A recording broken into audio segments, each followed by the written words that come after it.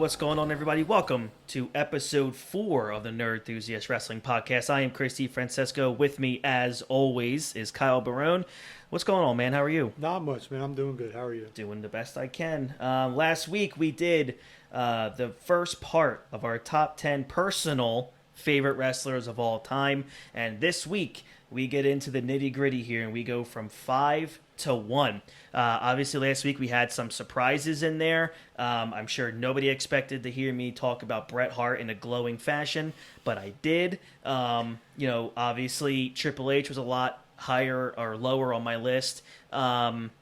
Same goes for Kyle with what he had in his I guess 10 to 6. I did not expect to hear a guy like Kurt Angle in there, but that's why we don't go over our lists ahead of time. It's for stuff like that. So for those who have subscribed to our YouTube channel, which is YouTube, and then head over to Nerd Enthusiast, and for those who have subscribed and liked the videos, thank you so much. That means a lot. For those, if you possibly head over to patreon.com/nerdenthusiast, contributing to the show is one, thank you for doing that. Two, like we said last week, every dollar that goes into this whole kit and caboodle, man, it goes back in to the production quality of this show and to help us grow. It doesn't go into my pocket so I can go buy a bunch of stuff. No, this is definitely right now. It's a way for us to help get things, equipment better, videos better. Anything that help podcasts and videos grow, that's where your contributions go. So thank you very much. Head over to twitter.com and look for Nerd Enthusiast. Hit that follow button for updates constantly for all the podcasts across the Nerd Enthusiast platform, which is movies, poker, wrestling, music. We're just growing each and every week. So thank you guys for your constant support. So now we did 10 through 6. And here's 5 through 1. So this week, Barone, I'm going to let you start. And, you're part of this show, too. So number 5 for you is who? The Rock. And you talked about him last week. I got him a little higher. Mm-hmm. Again, this is his whole, as a whole, where he was the biggest star next to Austin for a while. When Austin left, he was the biggest star. He can come back now anytime he wants, gets the biggest pop of the night. Give him the hits we always talk about. Mm-hmm. He comes out, interrupts somebody. It doesn't matter what you say. Fucking people love it. It's coming, and they love it. Yep. His wrestling, is he a 5-star performer? No. Mm-hmm. Is he bad? No. No. Does he have memorable matches? Yes. Is he entertaining? Yes. Will he get the crowd involved? Yes. Mm-hmm. He works as a babyface and a heel, and he's great at way better as a heel, but he's great at both. And we talked about, his rock concerts, how great they were and everything. He's the biggest star in the history of the industry. Yeah, he is. I mean, you have to say that. If you embody everything, if you go like just wrestling, it's Austin or Hogan. But if you say like ever, like their whole life, if you take their whole life into consideration, he's the biggest star. He's the highest paid actor on the planet. He's a fucking wrestler. You know what I mean? Like, exactly.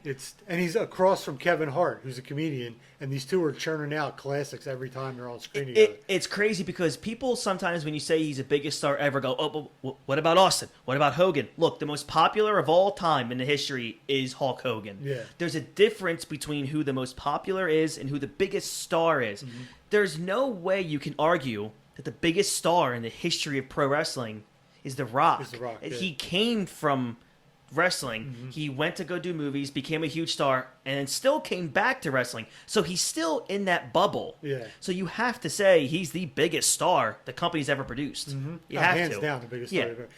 Hogan's the most popular. Right. Austin's the biggest draw. He's the biggest star. Right. And there's different levels to right. that, and you got to understand, you know what I mean? Right. And we're here to help you with that. We are. There's education in these podcasts. Again, is he the greatest actor ever? No. No.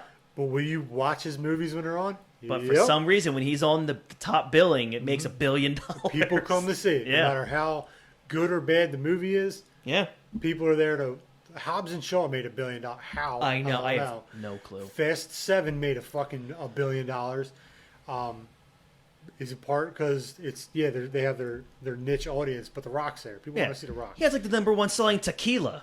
Yeah, right. Like, what's going Everything on? he touches turns to gold. Exactly. Under Armour. He was Under Armour's biggest name, and they Hands had down. fucking Tom Brady, Steph Curry, Yep. Bryce Harper, and that golfer. I forget the golfer's name. Oh no. Um, Here, you know that you would know better yeah. than I would. But you have Steph Curry, who's winning championships and MVPs. Bryce Harper, who's one of the biggest names in baseball. Tom Brady, who's Tom fucking Brady, the who's GOAT. the GOAT of football. Yeah. And the Rock shit you can't find on shelves when it comes out. Nope. The Rock, everything he touches is gold. That's why I'm kind of looking forward to what he's going to do with the XFL. Me too. Will it be as big as the NFL? No. No. I don't give a shit who owns it.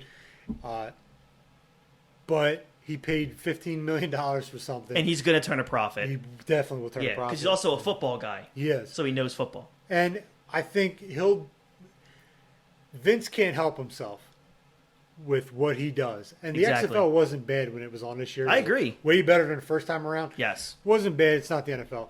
But I think The Rock will listen more than Mm-hmm. to, where Vince is like, we're going to do this. Well, we should. Nope, we're doing this. I said this is what we're going to do. Where The Rock's more open-minded. So. Mm-hmm. Yeah. And if Rock will know how to market it to a certain seller or a Yeah. certain advertiser, He's the 200 Rock. million followers on Instagram. Yeah.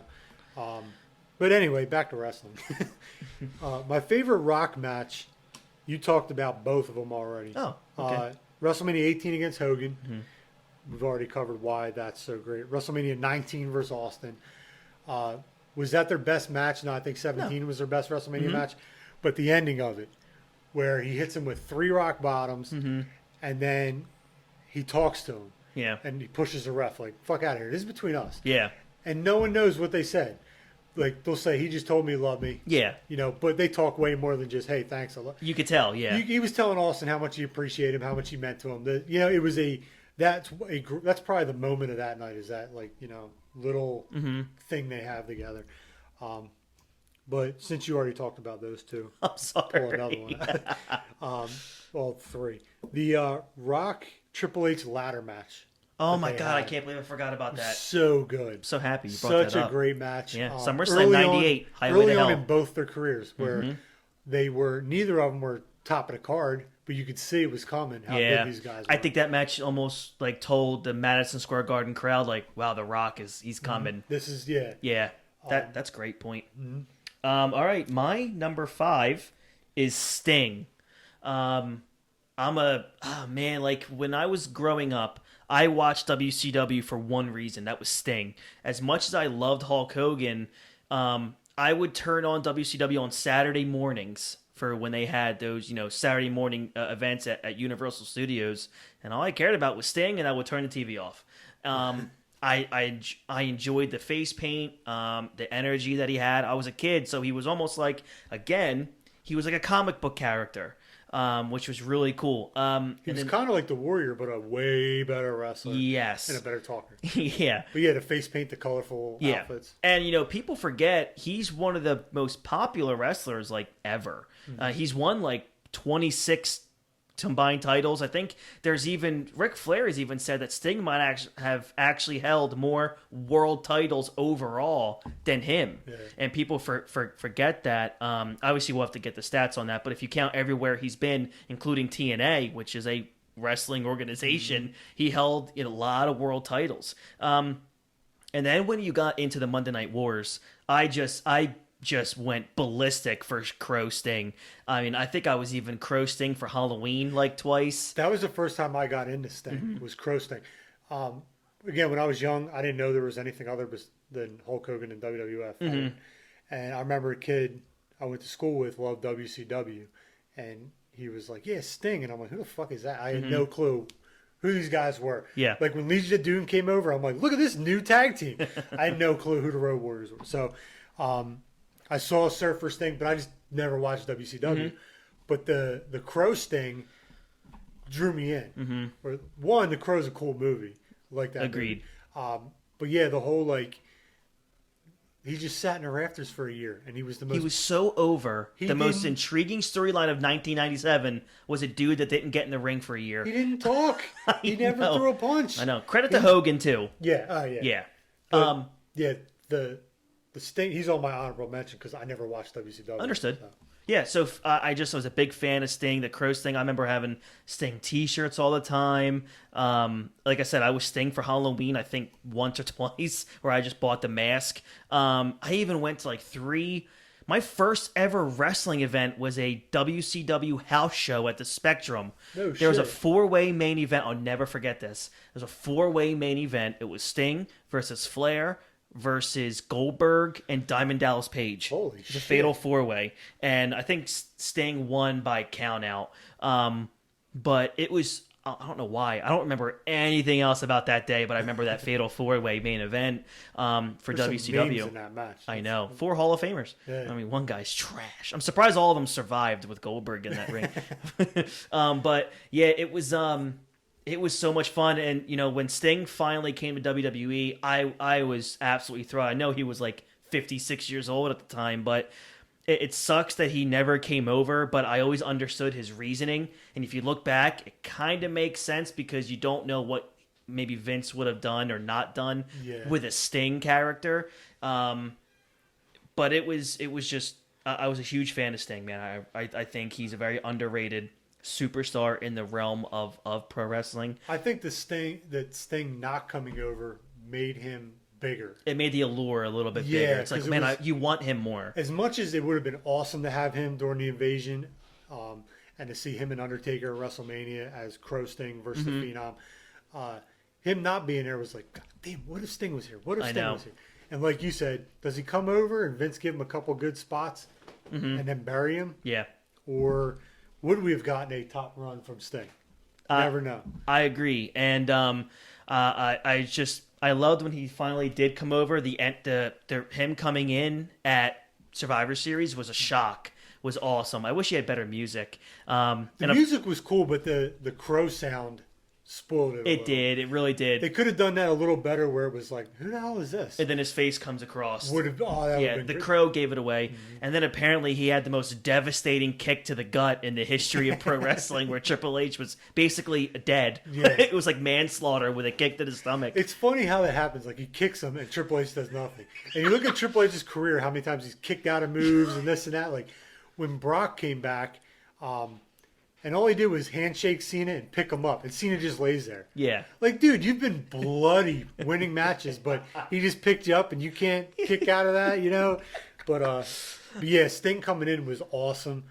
His 31 match with Triple H was tons of smoke and mirrors, Yeah. but it was fucking great. For pro wrestling, it was incredible. Incredible. And it's my favorite Sting match. And look, there's a lot of matches he had in WCW that I liked. You know, I know people hate Starrcade, but the culmination of a year-long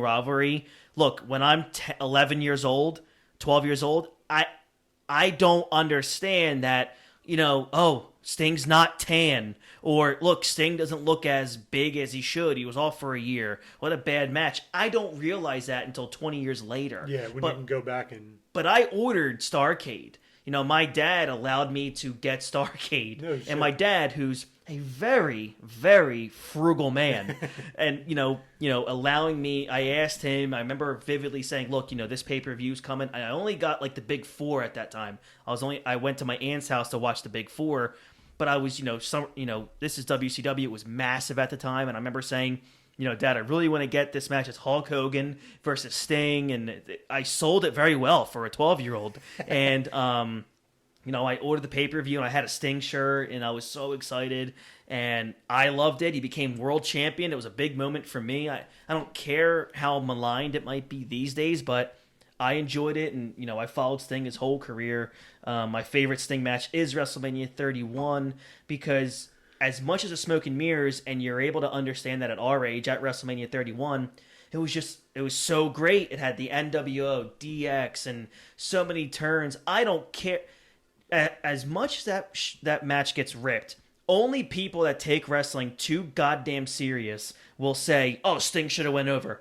Who cares? Who cares? It didn't hurt either one of their careers. didn't. And it didn't elevate Sting. It didn't elevate Triple H. It didn't decline them either. Yeah, it was the was finish just- of the match was benign. It had nothing Exactly. to do with anything else. It was like a dream match where just seeing them get to the ring to each other, I'm cool. I got to see it. You got that. You got the Sting baseball bat. You got the Triple H sledgehammer. Yep. You got the DX pop, the NWO pop. Yep. Shawn Michaels coming out of nowhere with the super kick. It was our childhood in one match. It You know really what I mean? was. It was the peak Attitude Era, the two biggest groups of the Attitude Era Yep. together. Yep. You had the stalwart of WCW for that whole time was Sting, and then you have, I mean, it wasn't Taker.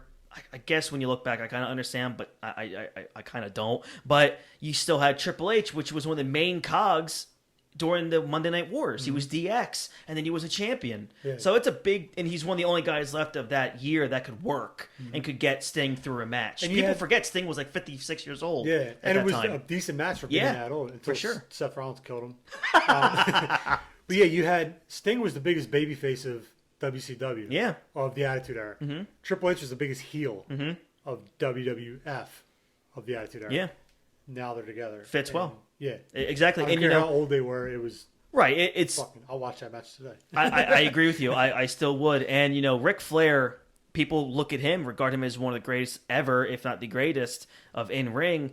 And every time you bring up Sting, the guy almost cries because he just... And it's also, you know, this is something that I value, is the kind of human being that Sting is. He's a really, really good dude. Like, I just read a thing that Vader's son was talking about how up until, like, his last days, for, like, 2 straight weeks, Sting would go to the hospital in his deathbed with Vader every day see him, and yeah. would just talk about wrestling stories, like just to make him feel comfortable. Like that's really That's freaking pretty cool.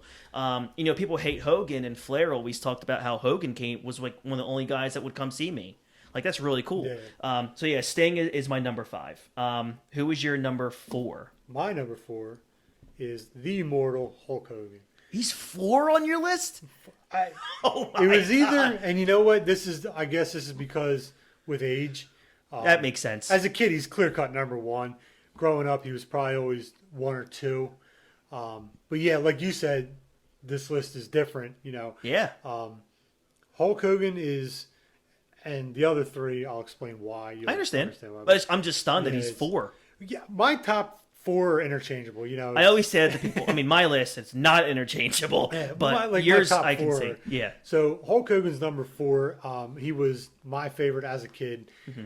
Again, my age. How can you not be a Hulkamaniac? Anyone that's at 35, 36 years old that's like, oh, I never liked Hulk. Shut the fuck Shut up. up, Yeah, you did. idiot. You loved Hulk Hogan in 88 and 89. Don't tell me you were. Well, I was always a bigger Macho Man fan. Stop. You might have been a fan, but you loved Hulk You Hogan. were a bigger too. Macho fan because of Hogan. Because of Hogan. So yeah. stop. Yeah, it's Come on. Hulk Hogan, and we talked about this, built wrestling in the 80s, Mm-hmm. changed the whole, like, made it a global phenomenon, and then turned heel in the NWO and changed wrestling Yep. again. He's the number 1 guy for the 2 biggest turns, like shifts in wrestling history. You know, it was before Hogan and McMahon with WrestleMania 1 and the Say Your Prayers, Eat Your Vitamins, all that stuff. It was a territory business. No one really knew about wrestling. It was Bob Backlund before that. No slight to him, but Hulk Hogan took it to a way another, like, It's just bigger mainstream. level. He is mainstream. Started doing fucking Regis and all these other TV shows, movies, Cover of Sports Illustrated. cover Sports Illustrated. Yeah. Every single thing you could slap Hogan's face or logo on, they sold. Yeah, he was just like, you know, the first guy to transcend a business. Correct. Andre did it, but Hogan did it on a global scale. Yeah. And was popular everywhere.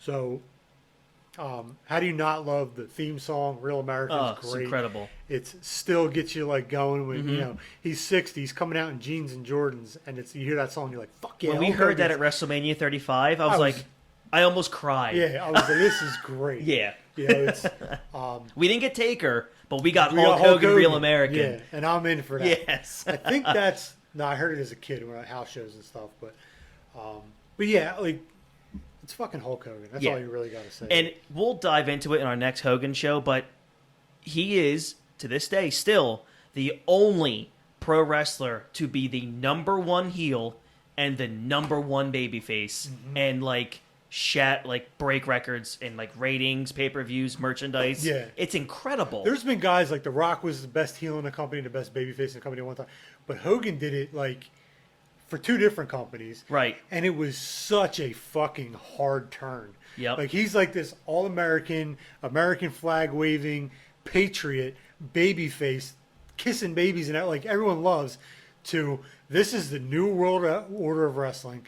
And it was fuck you fans. It's our time now. Yep. People are throwing shit at him. Like it's the hardest turn in wrestling history. I agree.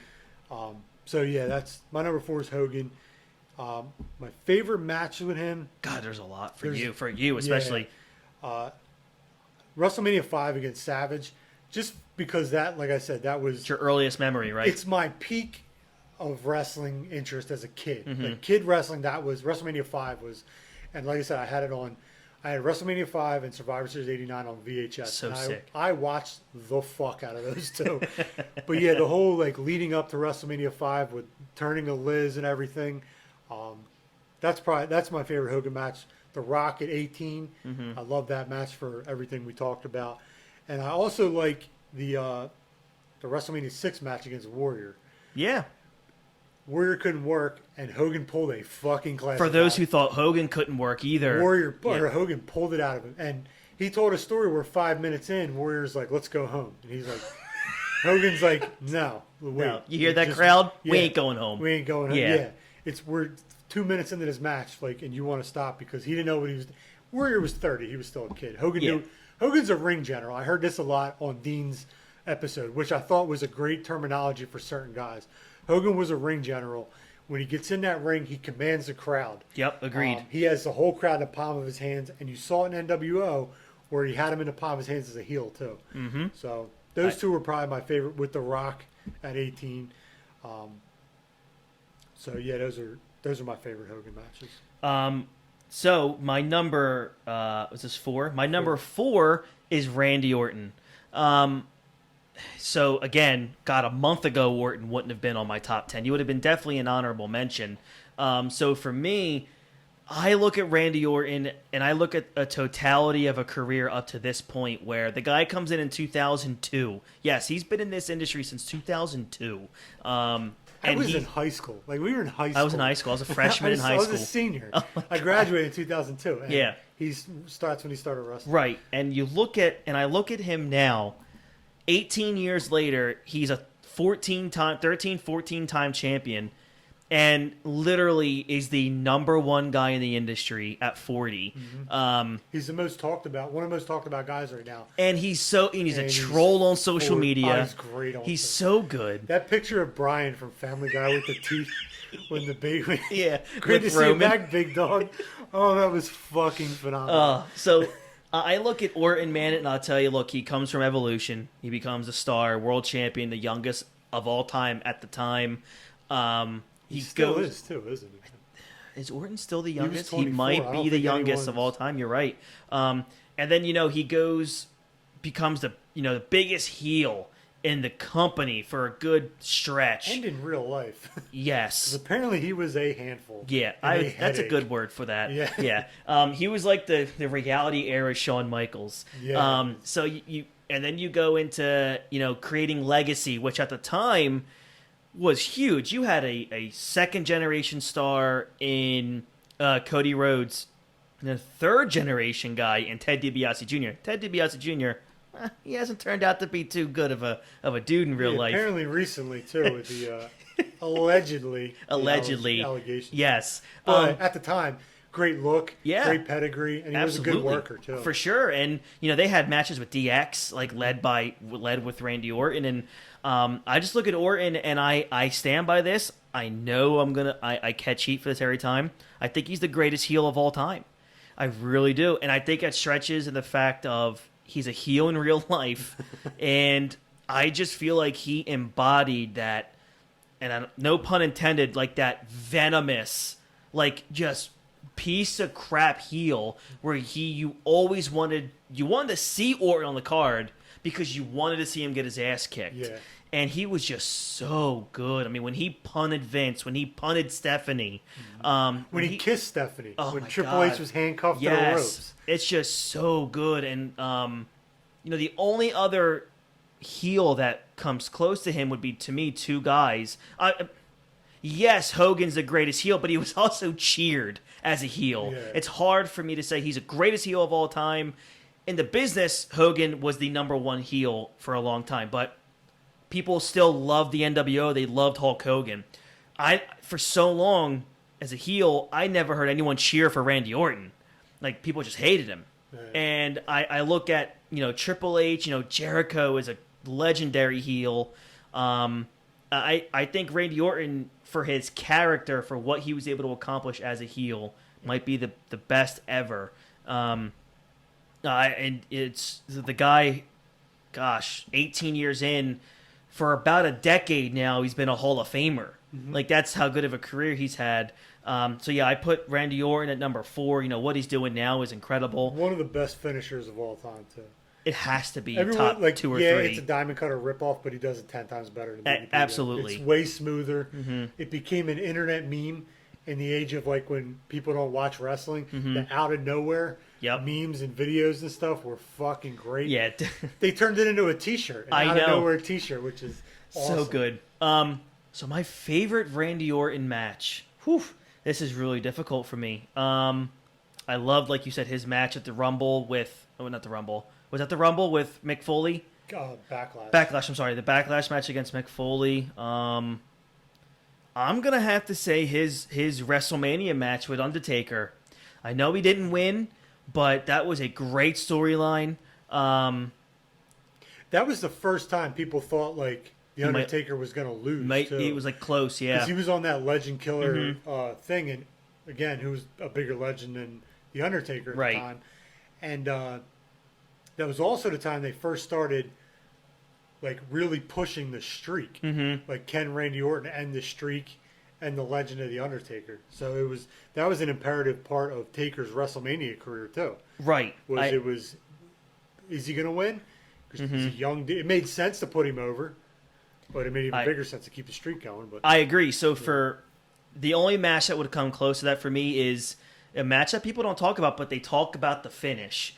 WrestleMania 31 against Seth Rollins. Mm-hmm. One of I know people love the Evan Bourne, or is that his name, Evan Bourne? Yeah. Evan Bourne RKO. But if you look at that, he catches him kind of late, where the finish, the step up finish with Seth Rollins at WrestleMania 31. They practiced it one time and it failed. Yeah, they couldn't get it down. So they said, we're going to have to just, hopefully it goes in the ring. And for those who can go watch it, Seth gets about 10, 12 feet in the air. He's up there. And it's just timed so perfect in the middle of the ring. The Evan Bourne one was, the difficulty of that was way harder than the Seth Rollins. He's doing a fucking flip. Agreed. And you have to catch him. It was late and everything. It was as good as you could get with that. You really can't practice that one. That's why that's up there. It's it's not as clean as the Seth Rollins one because look at the difficulties. And Randy Orton still hit it. You know what I mean? Agreed. But yeah, the Seth Rollins one is incredible because the look of it was so flawless how they did that. Agreed. That would be, those are my Randy Orton matches. So he's, my number 4 is Randy Orton. Who was now we're cracking the top 3. Top 3. So who was your third? My number 3 is Stone Cold Steve Austin. Unbelievable. Crazy's number 3, right? I can't believe this right now. Again, personal preference, but it's Stone Cold. Mm-hmm. That there's nothing not cool about the guy. From the glass shattering, he has the most badass wrestling theme that's created by you know what I mean. Motorhead, I like the song better, but Austin's theme's better. If that makes any sense. I agree. You know what I mean, I agree. He transcended the business when they needed to be saved. Hogan was doing his thing in NWO. They needed something to compete, and they weren't. And Stone Cold grabbed the brass ring and ran with it. Mm-hmm. He's the biggest draw in wrestling history that time. Yep. If you look back at the numbers he did, pay-per-view buys, merchandise, ratings, best ever. And I heard somewhere he has the biggest, most popular selling T-shirt of all time, not just in wrestling.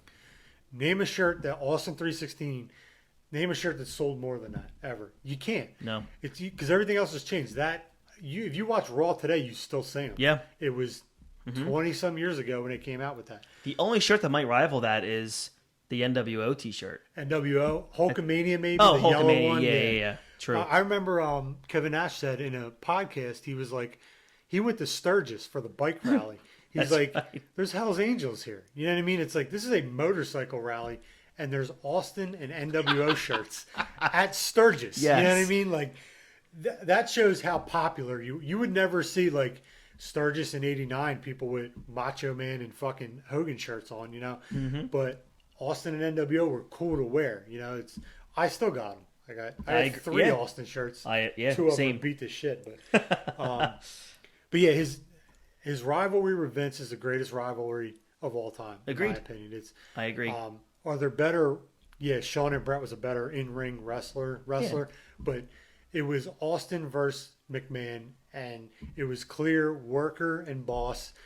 And I've heard this a million times. Who doesn't want to drink beer and give your boss a finger? Absolutely. He did what every working class Joe wanted to do. Yep. And he made wrestling cool again, where wrestling was kind of hokey for a while in the New Generation era, where he made it like, it was fucking Stone Cold. Like, comes out, bald head, black shorts, black pants.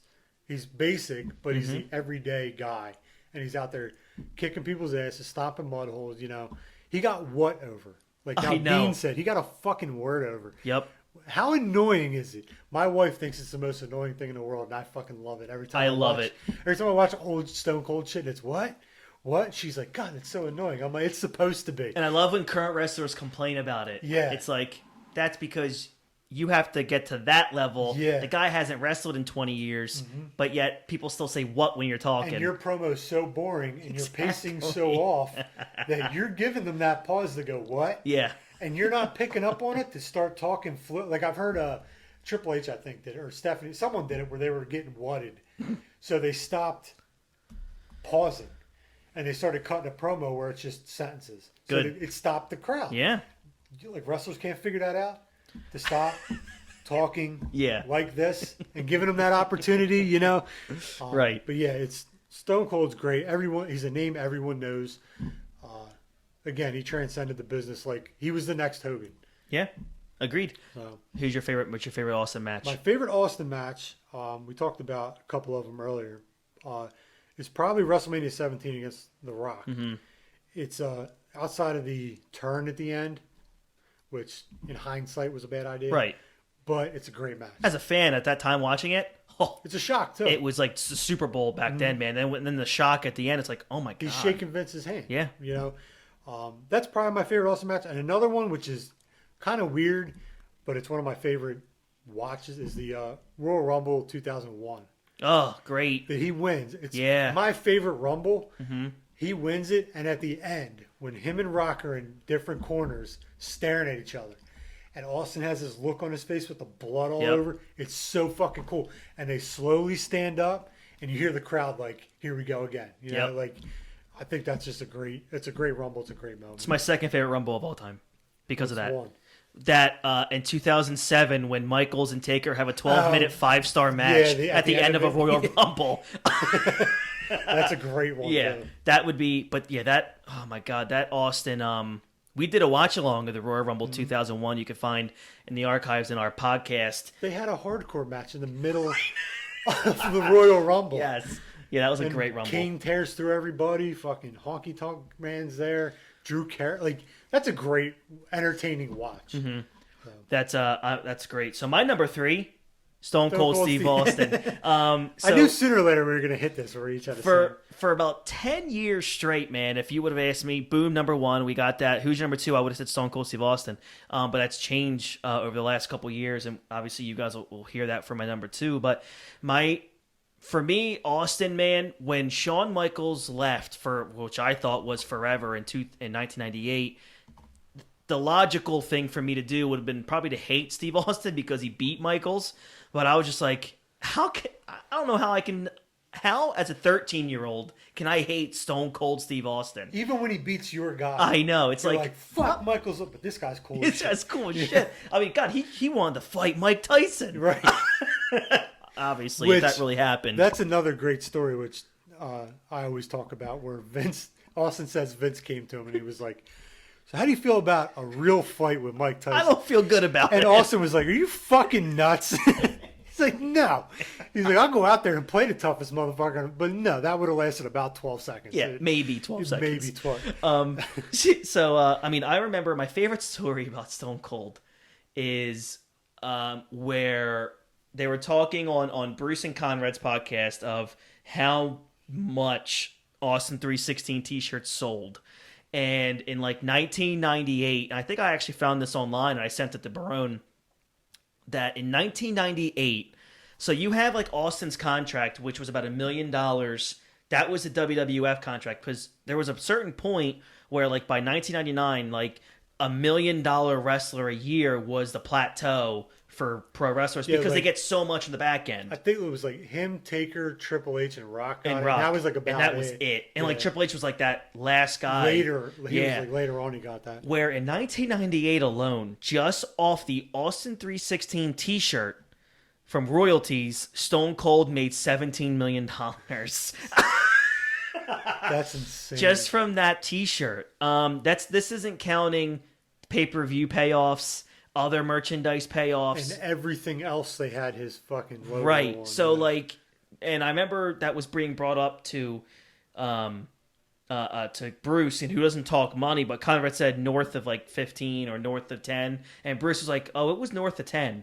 And then I found it online how much money he made in that year or two period. That's just it's mind-boggling. That's $1 million a month off a t-shirt. Off of a t-shirt. Over $1 million exactly. Off a t-shirt. And, if you guys see Austin now, he was known for being the kind of guy who saved every dollar.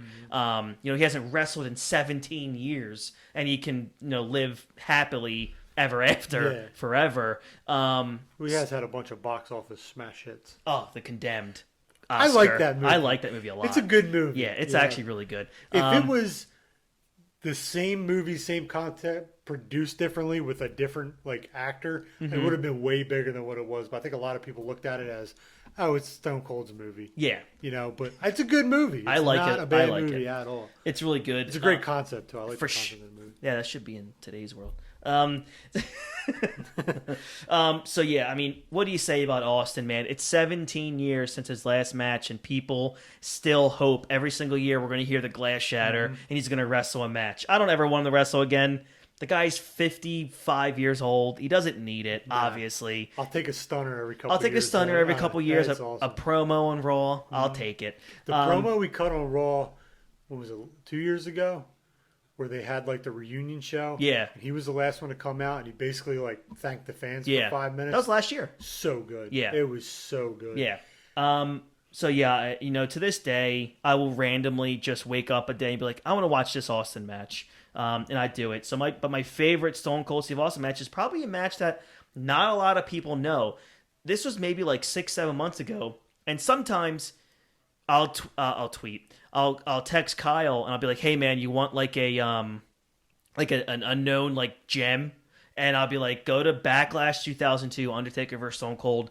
These two are working MFers in that match."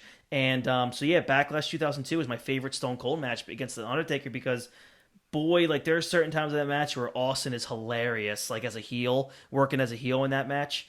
And God, Taker was so good too at just beating the piss out of him. Yeah, he doesn't break, but Austin, and they are stiff in that match. But that was one of the few times in that Austin era, because of banged up neck and two bad knees, where he was working with Taker. He was selling his ass off for Undertaker in that match. So that's my favorite another one. great one at SummerSlam '98. They really did. A great match. And at the end of it, I talked about this before. It was the first time the Undertaker ever. He didn't really break character, but he kind of, where he shook Austin's hand afterwards. That was Highway to Hell. And you never saw Undertaker do that. But afterwards, he shook Austin's hand for the match, because it was a great match. Yeah, and I say Backlash 02 because look, WrestleMania 17, we all love it. WrestleMania 13, I have it in my top 3 matches of all time against Brett. So yeah, I put Austin at number 3. Gosh, I mean, how can he? If you're our age, how can Austin not be in anybody's top 3. Yeah. Unless you just want to be an asshole and just kind of go against the grain, like, oh, I didn't like Hulk Hogan Yeah, I growing never up. liked him. Yeah, okay. I didn't like Austin ever. Yeah, you're an idiot. Yeah, I was a Mark Miro guy. no, you were a Sable guy. Sable guy, yeah. All right, you're number 2. Here we go. My number 2, Triple H. I didn't know this. And that's my preference, and he's climbed this list over the past 10 years. You know, it's everything he's done for wrestling is part of the reason why he's that high up. I love Triple H. I love his matches. He was the hottest heel in the industry. He was smart enough to break away from DX. And I heard a story where he told the Outlaws, he was like, Rock and Austin are on fire right now, and they're both baby faces. They need a heel. I can be that guy. The interview with Jim Ross where he's like, I am the fucking game. You could tell that was all straight from the heart and all emotion. He has his theme song before Motorhead was fucking badass. I forget what it was called. I don't know what it was called, but I love that theme. Oh, it was My Time. My Time. You had it at your wedding. Yeah. Sean came out. Yeah. That's a great song. I loved it too. My wedding, I came out to Motorhead. Yep. The only wrestling thing my wife let me do at our wedding was Motorhead. Yeah. And so yeah, I came out to the game. God bless her for that. Right? Yeah, he's up and down. He's never had a bad match. That was his fault again. Has he had stinkers? Yeah. Recently, they're all 50. Who gives a fuck? Exactly. I don't count that. But he's had memorable moments all over the place. His promos are great. His work with when him and Stephanie were both champion. The 2-man power trip was the greatest thing. When he came back, the biggest pop ever. That Royal Rumble was great. No two. Like we said, his match with Sting, he pulled a match out of a 56-year-old. He still does it whenever he comes. Yep. The Batista match last year wasn't horrible. It was just too long. It was too long, Yeah. and it was a lot of extracurricular stuff because they couldn't work like that anymore. But Yeah. everyone out there that watches wrestling knows the best thing on TV right now is NXT, and that's Triple H. That's all Triple H. That's his baby. Yep. Vince doesn't touch it. Vince hasn't touched it. Triple H is it's him and Michaels now, but that's Triple H. Yep. It's all NXT. Everything that happens is Triple H. You got to give him tons of credit for that. You really do. I agree. I mean, like you talk about the theme songs. Like my wife's favorite theme song is King of Kings. She loves that theme song, and she likes Motorhead the game, the original. But for some reason, she was like, "Man, I wish you would always come out to King of Kings." I'm like, "Nah, when you're at WrestleMania, you want to hear the game by Motorhead." And those 3 songs are songs you can ride around in your car. And Oh my listen god, to. like Evolution is a great, Yeah. it's a badass song. Like if you ride around listening to Shawn Michaels song and someone pulls next to you, they're gonna be like, "What in the fuck is he?" Yeah, well, listening I've had that happen But, enough. but you know what I'm saying though? Like it's Yeah. like I can't rock out the Bret Hart's theme song riding to work, but you could throw on it's fucking Motorhead. You can Exactly. put that on and jam out to it while you're driving around. Agreed. He has 3 theme songs that are good songs. Just a agreed. song by itself. If it plays on a rock radio station, you're like, all right, You'll listen- badass. I've heard the game on 93.3. No, I'm with you. Yeah, I'm a big Triple H guy. Obviously, wasn't in my top 3, but he was number, I think, 9 on my list. What he's done for the business, especially since he's basically kind of left full-time wrestling, has been, astonishing, which is great. So, that's awesome. So my number. Hold on, I got my matches. Oh, I'm so sorry. Sorry. I'm so sorry. I got 2 because I didn't know if you were gonna. I knew Triple H was probably gonna be on your list. I thought you were gonna pick this one, so I picked 2. End of an Era is my favorite Triple H match. End of an Era is one of my favorite matches of all time. Yeah. That's probably my number 1 go-to watch a match. Like there's other ones that are better. There's other ones that are like quote unquote my favorite match. That's like honestly I could probably say it's probably my favorite match of all time because it's the whole story with it was a 4-year WrestleMania culmination. It's Undertaker Triple H, Hell in a Cell, Shawn Michaels is the ref. The match is good. The ending, the moment at the top, like the whole fucking thing is just great. Agreed. The Cell had a song. You know what I mean? The Cell had a Metallica song. The Hell in a Cell had Metallica. Had a Metallica theme song like entrance. So yeah, that's that hands down my favorite Triple H match. And the other one is versus Cactus Jack at the 2000 Rumble. You guys I want to just see watched that recently. a fucking car crash? Go watch that match. Yep. It's more brutal than the Cactus Jack Randy Orton. Oh, match. for sure. And when I heard the story about, you see how Triple H is bleeding on his leg, and he didn't realize he punctured his leg. And he said when he was walking back, he noticed that boot was heavier than the other one because it filled with blood while he was Oh. wrestling. So yeah, that match was great. That rivalry was great. So yeah, there's nothing I can't say about Triple Let's H. also remember that he is a tough MFer. Yeah. Wrestled, finished a match with a torn quad, and then when he tore his other quad again with Shawn Michaels, he finished the match like 10, 12 minutes worth He tore his pec. at Crown Jewel. He didn't do much after that, but he he finished the finished. match with a torn pec. Yeah. And we all saw that picture afterwards. If no one's seen a picture of what a torn pec looks like on the outside, it's bad. It's really Your bad. whole chest bruises up. Yeah. Your whole like side shuts down. So yeah, that's awesome. Great picks there. All right, so top two now, and I just want to clarify something because I know a lot of podcasts do this. A lot of media does this. They throw that word "great" around so freely. They throw the word "goat" around so freely. So for me, I get offended when people start. I don't get offended. I'm not in that part of that dumb culture. It just pisses me off when people just throw the word, "Oh, this guy's great." Like they've watered down what great is. Like to me, in baseball, I think the greatest overall player of all time is Ken Griffey Jr. If you take athleticism and what he did for the game, greatest of all time. I think the greatest football player of all time is Jerry Rice. He has records that will never be touched, and he was a wide receiver that did that. The greatest hockey player of all time is Wayne Gretzky. That's obvious. Basketball, to me, I think it's Michael Jordan. That's the greatest of all time.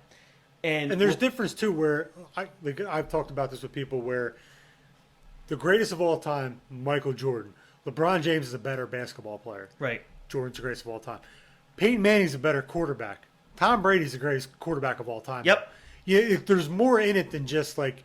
And again, Stats. There's more about it. me and my buddy talk about this all the time. You can make stats say whatever you want. Exactly. I can throw up Peyton Manning's career touchdowns and yards, and you'll be like, he's the greatest of all time. And then show Tom Brady 6 rings. Mm-hmm. It's, like there's opinion. You'll never get a clear, except hockey, Wayne Gretzky. That's yeah. Everyone outside of Boston, because I've talked to people from Boston. Bobby They Orr. go, Bobby Orr, shut the fuck up. Shut up. Bobby Orr is great. Wayne Gretzky wipes his ass with Bobby Orr. Yeah. There's no. Yeah. I don't watch hockey, and I'm telling you, Wayne Gretzky's the greatest ever. So His numbers are video game when you Yeah. look at them. But it's just how if he never scored a goal, most points he in the has history more points than everybody ever. Never scored a goal. He would have I more know. points. And I look at it again, this isn't a sports show, but I'm trying to clarify what these top two that I'm going to say to you mean to my opinion. Like Jerry Rice has a record where in 12 games he scored 22 touchdowns as a wide receiver in 12 games. All right, it took like 20 years for a running back who should be breaking those records to beat that record of 22 touchdowns. He had I think he has over 1,800 catches. He has 208 touchdowns as a wide receiver. Yeah. They touch the ball maybe 5-6 times a game. He has a record, the most all-purpose yards, and that's meant for running backs and kickoff returners. But no, it's held by a wide receiver. It's just it's ridiculous the numbers that people put up. But also, if you just look at the overall body of work, where people say, oh, you got to have a 4.340 in football to be successful. Jerry Rice ran a 4.740 and is the greatest to ever play. But so my number two, I think, and I've said this and we've said this recently, he is the greatest character in the history. If you look at the body of work, The Undertaker, I believe, is the greatest pro wrestling character or performer ever. He's the greatest performer. My number one is the greatest in-ring performer of all time. There's a difference, and we've kind of explained this to you. In a body of work, the greatest character, the greatest performer, if you take the totality of what pro wrestling advertises itself, The Undertaker is the greatest to ever do it. And you look at 30 years of being basically on top from day one, and what this guy, the eras that he's been through. The guy's 6'10", 300 pounds, and what he's done in the ring with some of the greatest ever. The 21-0 streak at WrestleMania. The Undertaker, man, embodies the spirit And what pro wrestling is, it's an entertainment business that is character driven. He's the greatest character. He's the greatest creation in professional wrestling history. I just don't think that can ever be argued. Nah, and he lived it for 30 years. And that's the thing. He lived his character. Like there was a 20-year period where everyone's like, I wonder what he's like outside, because he lived does he really live in like a vampire-esque house where it's dark and black? And he said he was like, I went out and bought all black clothes. Yeah. So if you saw me getting on a plane or walking, I was on part a bus, gimmick. He was in a black shirt, black pants, black sunglasses. So he was the Undertaker all the time. Yeah. And I'm glad. And Dean talked about this too, where like the era of social media, he stayed off it. Exactly. And Foley said something about it as is a Hall of Fame speech. He's like, we can't have the dead man tweeting and LOLing, So, but yeah. And you just look at what the guy has done, physically, and dealt with the amount of pain and the surgeries. Like he is, and I heard Jim Ross say this 100 times. He was the last, gunslinger. He was that last cowboy, like where no matter what physical situation he was in, he got to the ring because the show has to go on. People are there to see me. And then you just hear the stories of the amount of respect and how people just look up to him and what he means to guys like Vince McMahon. Almost, I'm trying to say that he acquiesced to anything that he would say, but yet when you watch the Last Ride documentary, God, a guy like the Undertaker still doesn't call Vince Vince. He calls him, "Hey, boss." Yeah. Like whatever the boss wants me to do. If he needs me, I'm there. It's that respect thing. It's unbelievable. Like people hate Vince McMahon. But then you watch The Last Ride and you go, oh my God, like the most respected human in that industry is The Undertaker. And look what he talks and how he talks about Vince McMahon. Yeah. Like Undertaker's not going to be a lapdog for anyone. Nah. But he loves that man. And he respects him. And he said he's like a father figure to him. And it kind of shows you there's a different side of Vince McMahon that we just don't know or that we don't perceive as who he is. Mm-hmm. And it'll take us 30 years of fucking killing ourselves to get to that. So my second favorite of all time is The Undertaker, and that's only been changing over the last couple of years because I've just grown to appreciate everything this guy has done and the longevity. He got two basically characters that were complete opposites of themselves, and he got them so over to the fact where sometimes I prefer the American Badass over the Dead Man. Mm-hmm. That's how good it was. So, you look at the WrestleMania streak where, it didn't really start becoming a streak until WrestleMania 18 against Flair. Nobody really kind of knew about the streak until he beats Flair. He goes outside of the ring and puts up 10 fingers. 10, yeah. And everyone's like, oh, he's 10-0 at WrestleMania. I heard, like you said, that Dean podcast where they said, oh, the streak started with Edge. No.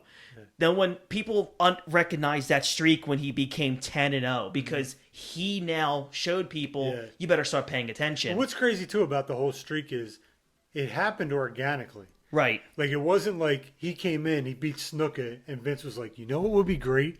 Have him win the next 20 WrestleMania. Mm-hmm. It was every year they had the confidence in him to go over the guy he was with. And then finally they were like, holy shit, it's been 10 matches. He's never lost. Right. So then they marketed it. Now that's when the streaks started becoming bigger than like Mania. It's like now it's like the Undertaker match was like the main spot in the card because it has a built-in meaning to it. Yeah. And I remember, WrestleMania 21 against Randy Orton. I remember that being the first time. And I actually read about this before you came here, and it actually confirmed. I can't believe I was actually right about that. It makes me feel like I know things. It was the first time an opponent of The Undertaker wanted to face him explicitly to end the streak, not just to to finish a grudge. Yeah. That was like the first time where people mentioned the streak, saying, I'm going to end your streak at WrestleMania, and that became the goal until Boneyard, or until Brock was, I'm going to end the streak. Yeah. So there was titles in there, right? But it was the streak was more important, right? Right. I'm going to beat you as a champion, and I'm going to end your streak. Yeah. So it's like that's incredible, and it's really hard for me to just. I could go all day about the Undertaker. We have an Undertaker tribute in the archives of our Hot Tag podcast. So guys, go check that out as well. Maybe one day, if there's a time, because Kyle works like 37 hours a day, and we can't. Work schedule's ridiculous. So like I can repost. You guys on YouTube can hear that Undertaker special that we did, which was so much fun. We can break that up into a couple parts. But yeah, my favorite WrestleMania match ever is, God. Look, I know people sometimes now it's the popular thing to go against the majority. When you watch Shawn Michaels and The Undertaker, other legends of the business have gone on record. Austin, Jericho, Flair, Triple H have gone on their own personal platforms and have said, Orton has said it, like, that's the greatest match in professional wrestling history, and it's like not even close. Yeah. And Triple H said after that match they came back and he was like, "Man, great match, guys. But fuck you. We got to follow that." Yeah. How do you follow that? Like, it was the WrestleMania 25, the silver anniversary of one of the biggest event in sports entertainment. And Barone said last week, it's like, I couldn't even tell you what the hell happened after that match. Yeah. It was the middle of the card. Yeah. I have to think about who the main event was. Right. Like, if you ask me who main evented WrestleMania 20, I'd be like, oh, Shawn. Oh wait, no, it wasn't. Oh Right. yeah, it's I got to think about it for a second, which shows the magnitude of what he did, of how the Undertaker captured an audience. I agree. And, the WrestleMania 25 is the greatest match of all time. It's my favorite match. Shawn Michaels being in that match is just, yes, he's my favorite, so you guys might look at me as biased, but I've told you guys on other podcasts and other shows that we have done that I take the bias out of it because I love pro wrestling so much. I love Shawn Michaels so much that I don't hate Bret Hart. So that just shows you that I'm not just strictly biased against Shawn Michaels, but I always defer to the opinions of I understand if people look at me and go, well, you're just saying that's your favorite match of all time because it's Shawn Michaels. I always like to say, well, why don't you go listen to these guys that are regarded as the greatest of all, some of the greats of all time, that tell you the same exact thing. Mm-hmm. That's what I like to do, is refer to those guys that are workers. So yeah, that's my favorite Undertaker match of all time. Who is your number two? I'm sorry, your number one. My number one is kind of a surprise. It's Virgil. Now, in the golden era of wrestling, the manservant? No one slang them breadsticks like Virgil did. Kind of a surprise. And I love how he's on Twitter talking about that. I love him so much. He's great. No, my number one, and I've talked about this before, is The Undertaker. Mm-hmm. Everything you just said, he's the greatest gimmick in wrestling history. The streak became bigger than WrestleMania. We struggle to find someone he hasn't wrestled in his career. Like, everyone's like, oh, he never wrestled Sting. Mark Calloway wrestled Sting in WCW. If you go back to WCW, he's wrestled guys that he didn't wrestle in WWF. I think Earthquake, he never wrestled him. Yeah, it's weird ones like that. That's all right. Yeah, you know what I'm saying? Like Andre, he never wrestled Andre, but it was a different time. Mm-hmm. But yeah, it's like he's wrestled everybody from 1990 on. There's guys now he hasn't, but he's had great matches. He's had memorable matches with everybody. He's had stinkers with people, but it's because he doesn't say no. Yeah. He could easily said, no, I'm not working with Gonzalez or Heidenreich or Kali or Vladimir Kozlov. Kozlov, who beat him on a Raw. He beat The Undertaker. Yeah, just a fun fact real quick, you didn't know this, that just to let you know that at WrestleMania 25, we were a Vladimir Kozlov win away from seeing him face Undertaker. Because, remember, for Shawn Michaels to face The Undertaker at WrestleMania 25, on Raw, he had to beat Vladimir Kozlov. Yeah, we were that much closer. Vince possibly thinking, let's go a different way here. Yeah. That's what it was. He faced The Undertaker, and Undertaker went for old school, and he caught him and beat him. Yep. And then Shawn Michaels beat Kozlov. Oh, thank God. Just think about how bad Kozlov was as a wrestler, and Undertaker still put him over. Yep. No one is more respected in wrestling history than The Undertaker. Nope. Look up and down any era, they'll tell you he's the guy. He's the most respected guy in the locker room. He's been the judge in wrestling's court, which is, if you look into what that is. Right. you can't find someone who says anything bad about him ever. I can't. Nope. Again, like I said, unless some jobber didn't like him, but you'll never find That's anyone. jealousy. Yeah. Yeah. Badmouth the guy. He does stuff for other people he doesn't have to. Cody Rhodes told that story about the 2007 Royal Rumble where Taker was given back to him. He's like, do this, now drop kick me. He's like, he didn't have to do any of that for me. I'm basically a nobody. Yeah, I'm Dusty's kid, but it's fucking Undertaker. You know Yeah, what I mean? exactly. So when we met him, it sucked. It was so rushed, but I'm happy I got to have 2 seconds of interaction with the guy. Yeah. You know, I said thank you. He said thank you back. So if it was up to him, I'm sure he would have been there all day shaking hands. Oh, for taking sure. pictures. But it's an agent thing. I get it. Yeah. But yeah, I'm happy I got to meet him, kind of. He's my favorite wrestler. I can put on just about any Undertaker match. I'll watch the Gonzalez match just for the circus of it. For sure. Because you see a dude who's that big and the Undertaker, you know, it's weird, but it's cool to watch. So my favorite Undertaker match, as you can see, my top 10's littered with Undertaker matches. So there's other matches on here that I like more, but the Bad Blood Hell in a Cell versus Shawn Michaels is God. the So greatest good. Hell in a Cell ever. Yeah, the Foley one was great, but it was great for its spots. This was a great match that had spots and a debut and a great finish. You know, it's embodied the whole thing. It's a phenomenal It's still match. regarded as the greatest Hell in a Cell match ever. Yeah, it's And they've had 400 since. fans will say the Foley one because it's the most memorable. It's shocking. It's shocking. Yeah. And who was in that match? Undertaker. There you go.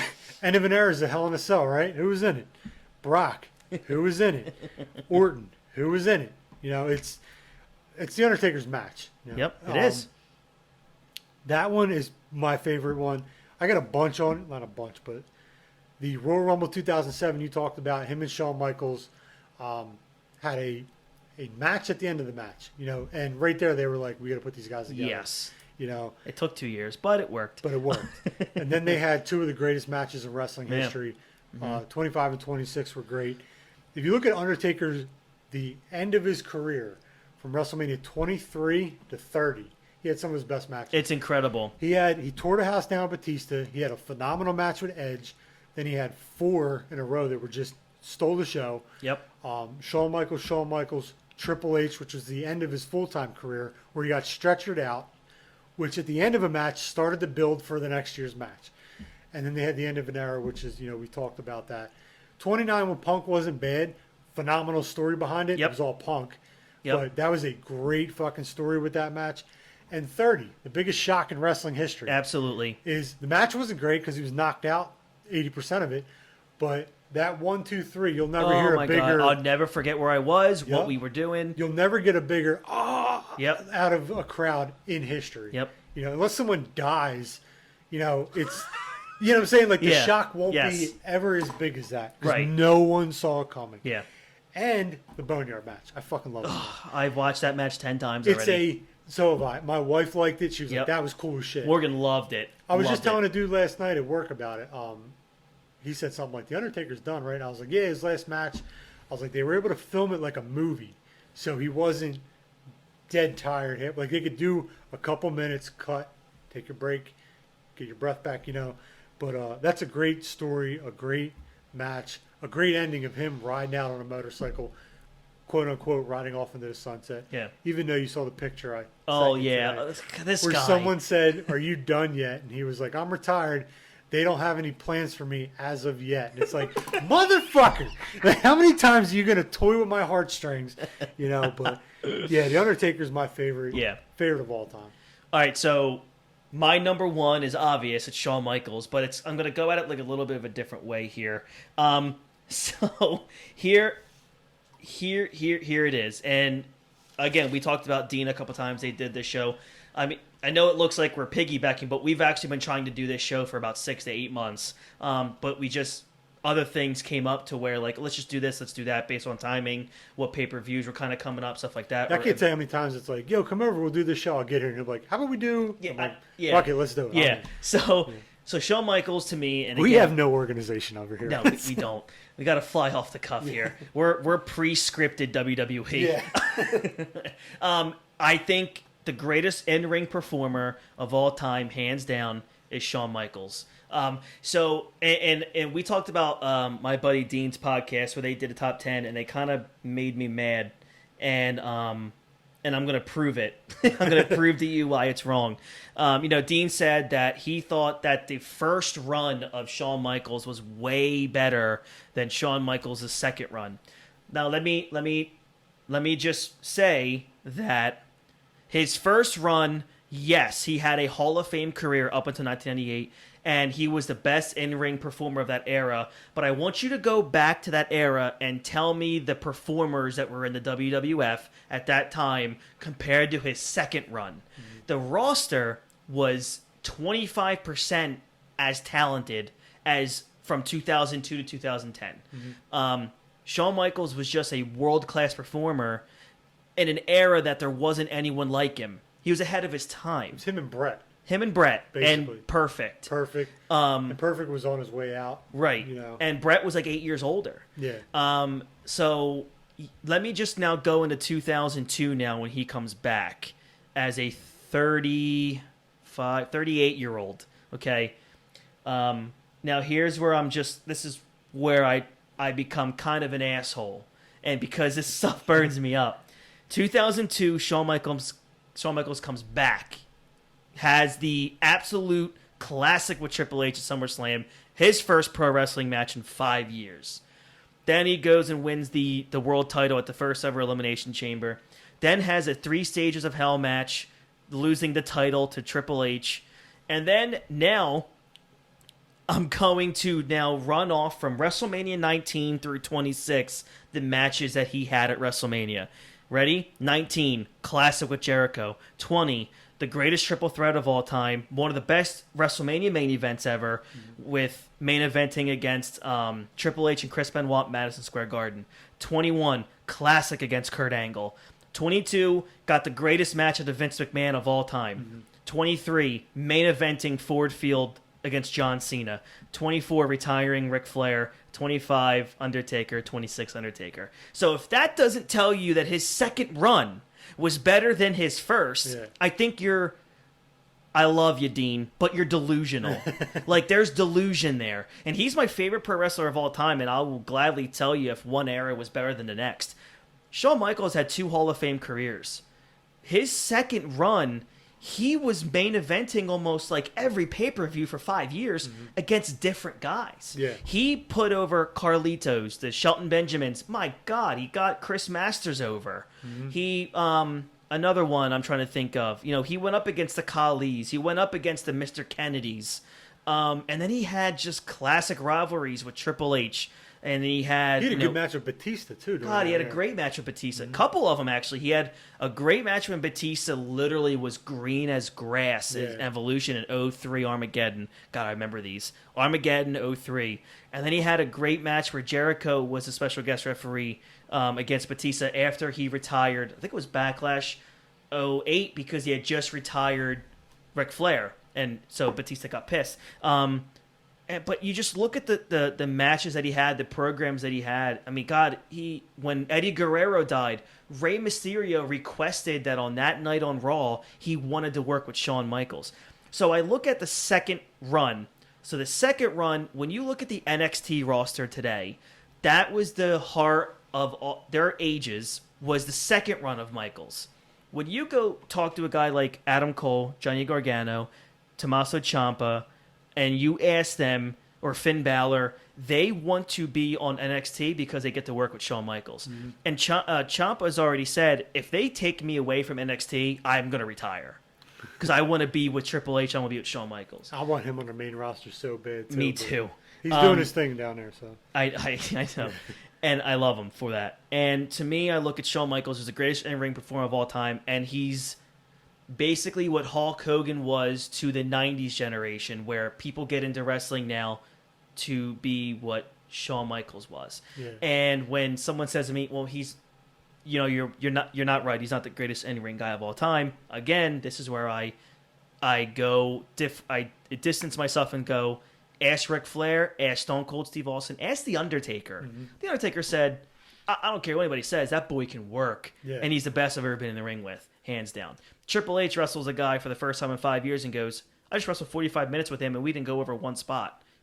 I couldn't do that if I missed 6 months. Bret Hart said it about their Iron Man match. He's Yeah. like, I'm in shape, but goddamn, he's like, I couldn't keep up with him. Right. You know? And so yeah, my number one is Shawn Michaels. I think his entrance music, as not masculine as it is, I listen to it in my car all the time. So yeah, I'm that guy you're gonna pull a up great next to song. and listen to Shawn Michaels. But yeah, his entrance was always great with the pyro, and just as a heel, he was just incredible. But also one of the greatest baby faces of all time.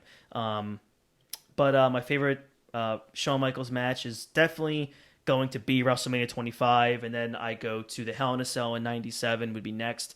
And then my third, as surprising as this would be, my third favorite Shawn Michaels match ever is his Monday Night Raw match against Shelton Benjamin. Again, Michaels' second run, he's pulling out 5-star classics with one of the most athletic humans on earth at that time, which was Shelton Benjamin. Again, you The come for greatest super kick ever. You come for the super kick, you stay for the match. Exactly. It's a great match with a fucking phenomenal ending. And then after that would be Hogan, Michaels 05. I'll love that till I die. The Michaels Cena Raw match after the WrestleMania. Is that when they had the rematch? Yeah, It was a in Europe. fucking It was great- over an hour long. Yeah, it was a on Raw. great match. So yeah, he's my favorite of all time. That's my number one. And that wraps up our top 10 list there.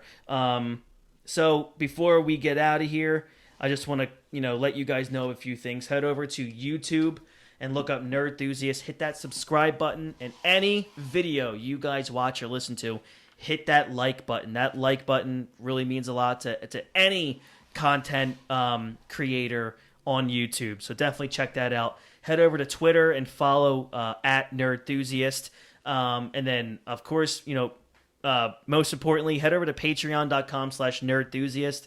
And, anything you guys can give, there's a few tiers there that you can give to the show. Again, not $1 goes to our pockets. It goes back into the production of these shows and the Nerd Enthusiast channel. So thank you guys so much for all of that.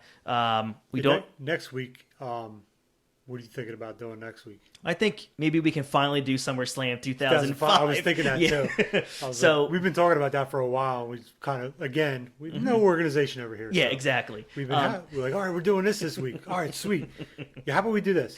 Okay. Fine with me. Let's do it. That's Yeah. basically how we plan things. It's good stuff. But if you guys, again, leave comments under these shows. If there's something you want to hear, let us know, because, again, we'll change it up if that's something you guys want to hear, because, we want to acquiesce to what you guys want to hear. Yeah. But send over questions to it, nerdenthusiastwrestling@gmail.com. Yes. Go on Twitter, follow Nerd Enthusiast. The Nerd Enthusiast Instagram page will be up soon, but you can go to the Hot Tag Podcast. We're on there on Instagram. Send us questions on that. You can look us both up on Instagram. Yep. Yeah, just send us your questions through there. Send us your comments. Yeah, we're all over the place. We're everywhere. So yeah, thank you guys so very much. Again, this is the Nerd Enthusiast Wrestling Podcast, and that's our top 10 personal favorite wrestlers of all time. I am Chris Francesco. That is Kyle Barone, and we will catch you guys next week. Have a good one. Bye-bye.